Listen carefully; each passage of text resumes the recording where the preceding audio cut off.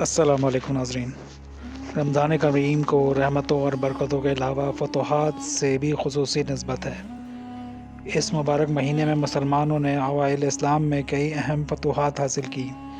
برصغیر میں سندھ کی سرزمین کو باب الاسلام کہلانے کا اعزاز بھی اسی مہینے میں حاصل ہوا۔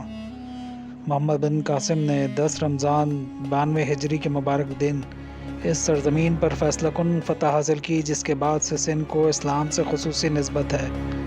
اسلام اور مسلمانوں کے ساتھ اسی خصوصی رشتے کو نمایاں کرنے کے لیے 10 رمضان المبارک کو یوم باب الاسلام کے طور پر منایا جاتا ہے، کیونکہ اس کے بعد برصغیر کے دوسرے علاقوں میں بھی اسلام کی ترویج و اشاعت کے دروازے کھلے اور برصغیر کے لوگ کثرت کے ساتھ اسلام میں داخل ہوئے۔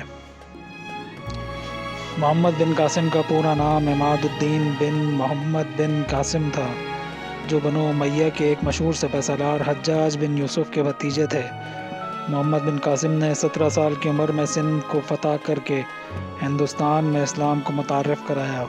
ان کو اس عظیم فتح کے باعث ہندوستان اور پاکستان کے مسلمانوں میں ایک مسیحا کا اعزاز حاصل ہے، اور اسی لیے سندھ کو باب الاسلام کہا جاتا ہے، کیونکہ ہندوستان پر اسلام کا دروازہ یہیں سے کھلا۔